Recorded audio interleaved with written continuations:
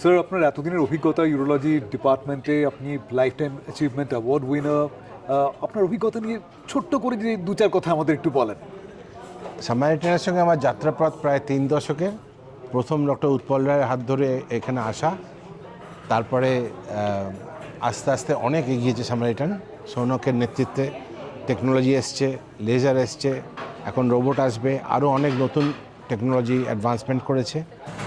আমার সামারিটানে কাজ করতে খুব ভালো লাগে। আর আমার মনে হয় সামারিটানে যে ইকুইপমেন্ট আছে, অনেক বড় কর্পোরেট হসপিটাল, ওদের থেকে শিক্ষা লাভ করা দরকার। And at a very affordable price they offer extremely good services. কাজ করার ক্ষেত্রেও খুব ভালো, কমপ্লেক্স কেসেস হ্যান্ডেল করা যায়।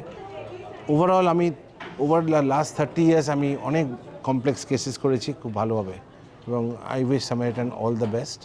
স্যার, এই যে কনফারেন্স, এটা 2.0 হচ্ছে এবছর, তো এই কনফারেন্সগুলো কিভাবে ইন্ডিয়া বা আমাদের ইস্টার্ন ইন্ডিয়া তাকে কিভাবে ইম্প্যাক্ট করতে পারে? দেখুন, এটা তো একটা বেঙ্গল ইউরোলজিক্যাল সোসাইটির অঙ্গ হিসেবে কনফারেন্সটা তো ঘনীভূত হয়েছে। সো ইউরোলজি সোসাইটি আমাদের মাদার বডি, মানে আমাদের ইউরোলজিস্টদের পীঠস্থান। তো তার নেতৃত্বেই it will reach out to all the audience, entire audience. হয়তো ভবিষ্যতে যদি এই কনফারেন্সটা আরও বড় আকার ধারণ করে, একটা ন্যাশনাল লেভেলে হবে, জোনাল লেভেলে হবে প্রথমে, এবং তারপর ন্যাশনাল লেভেলে, through the urology society only. So সামারিটানের ব্র্যান্ড নেমটা থাকবে, কিন্তু it will be stemmed through the urological society, by which আমরা সবকটা নামি দামি urologist all over the country পেয়ে যাব, এবং তাদের কাছে রিচ যাবে, ইন্টারাকশানও হবে প্রচুর। লাইভ ওয়ার্কশপের মাধ্যম দিয়ে তো অনেকটাই আমাদের আদান প্রদান হয়, শেখা যায়, আমরাও শিখি বা শেখাতে পারি, দুটোই এক স্যার, অর্থে। আপনার কথা থেকে মনে হচ্ছে যে আপনি যে বলছেন আমরাও শেখাতে পারি বা শিখতে পারি, এই যে একটা গুরু শিষ্য পরম্পরা যেটা সামারিটানের বোধহয় বহু বছর ধরে চলে আসছে, সেটা নিয়ে যদি একটু বলেন।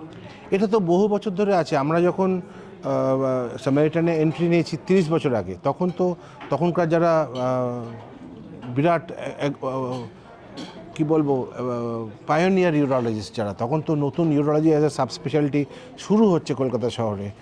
তখন যারা ছিলেন তাদের হাত থেকে আমাদের ম্যান্ডেলটা নিয়ে আমরা একটু এগিয়ে দিয়েছি। আমাদের পরবর্তী জেনারেশন আরও অ্যাগ্রেসিভ, তারা অনেক টেকনোলজি নিয়ে আরও এগিয়ে যাচ্ছে।